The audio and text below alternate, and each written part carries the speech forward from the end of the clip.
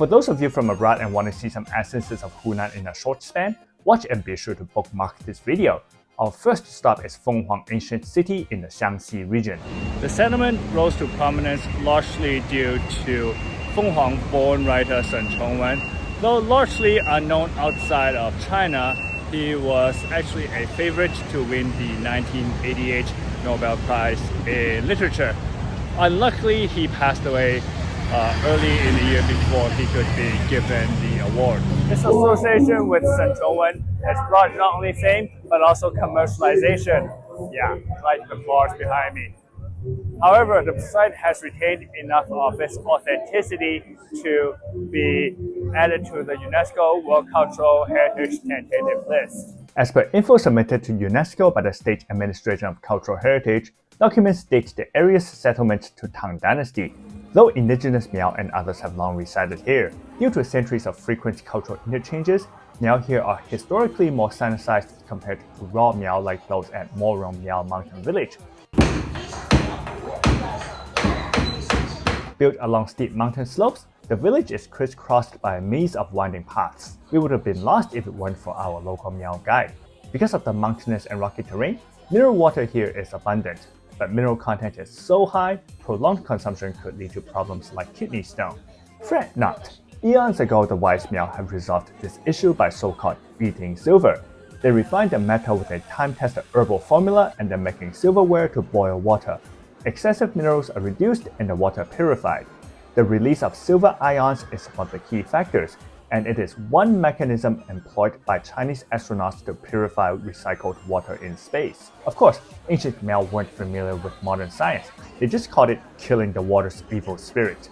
The aforesaid are stories conveyed by the local Miao guide, perhaps to hype up the Miao silverware marketplace, but we did see the magic of Miao silver in action.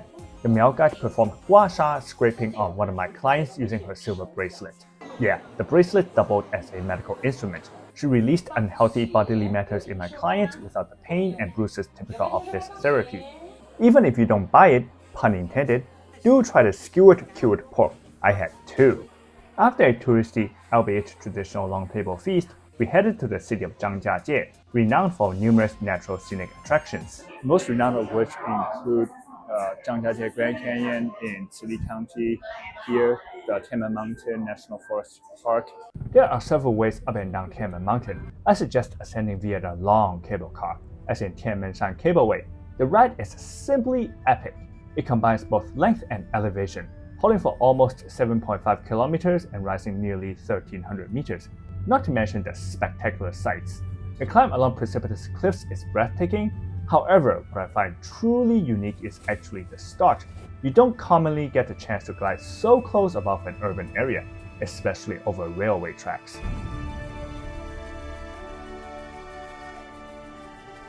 Of course, the views up top are stunning. In particular, the Tianmen Heaven Gate, which is venerated as a holy grail among winged suitors.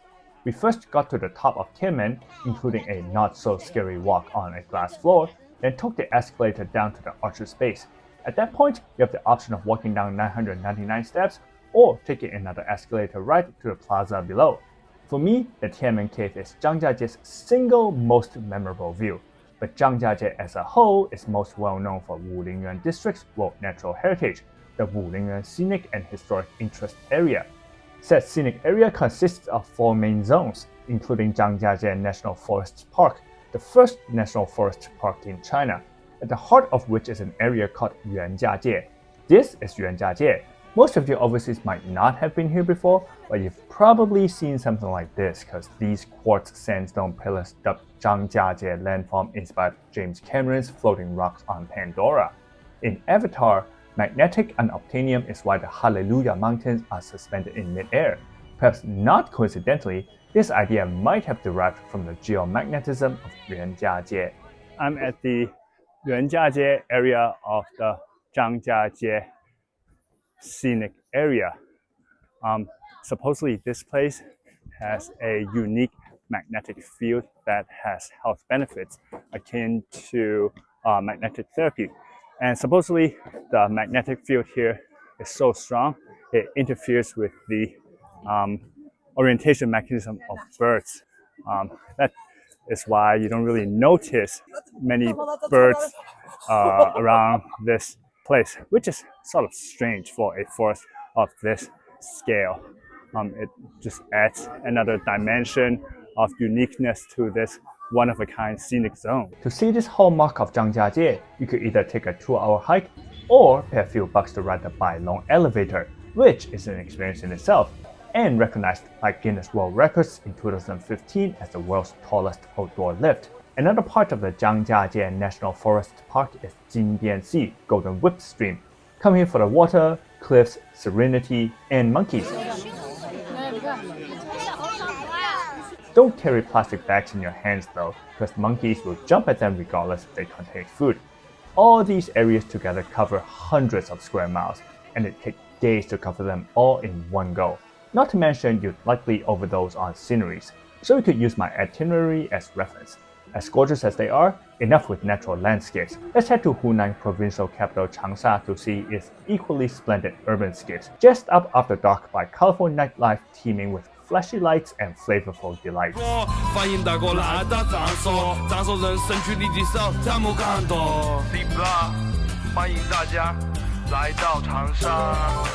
Changsha is a city of immense history, held as a part of the first group of national famous historical and cultural cities.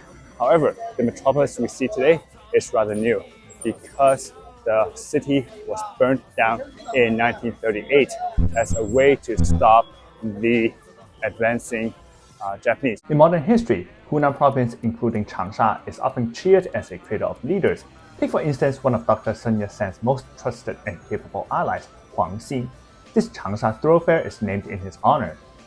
Hunan is a major contributor of generals instrumental to New China and the PLA, including Peng Dehuai, Zhangjiajie's He Long, and most significant of all, the great Chairman Mao Zedong. An iconic statue of Chairman Mao can be seen on Juzhizhou, or Orange Isle, in the Xiang River, as shown in this old photo from a few years ago. Juzhizhou is pretty big, so ride the tram if you're short on time, but the isle is also very suitable for leisurely strolls. It is easily accessible by the Changsha Metro and located close to the city's busiest streets. I'll head to one of these streets for a light lunch.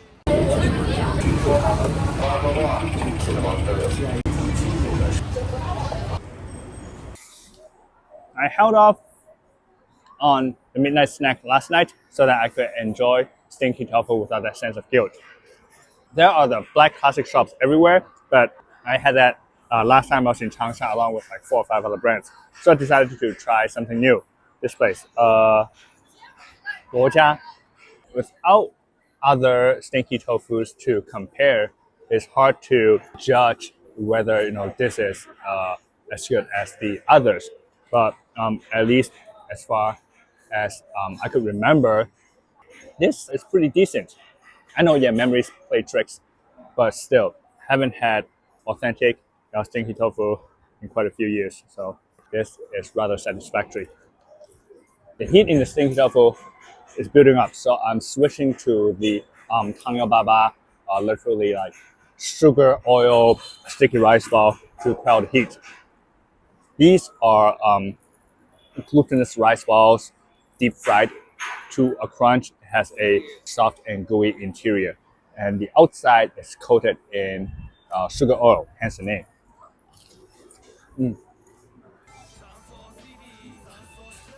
don't know if you can hear the crunch. These two are main staples in Hunan's snack scene, and so is Latiao spicy strip, which originated in Pinjiang. No, not Suda's Pinjiang Road seen in my old videos, but rather Pinjiang County of Hunan province. There's a Latiao museum in Huangxin Square that details the spicy strip's history and production. Hunan, or Xiang cuisine, is characterized by spiciness, and my last meal of rice noodles at an airport eatery thoroughly embodies local penchant for spicy foods. I was sweating profusely from the heat, but just couldn't resist and went for a free noodles refill. You feel the pain, but yearn for more. That is the charm of Xiang cuisine. Don't forget to pick up milk tea from Chayan Yuese, a popular chain that has recently expanded nationwide, but you find the brand everywhere in Changsha because it all began here.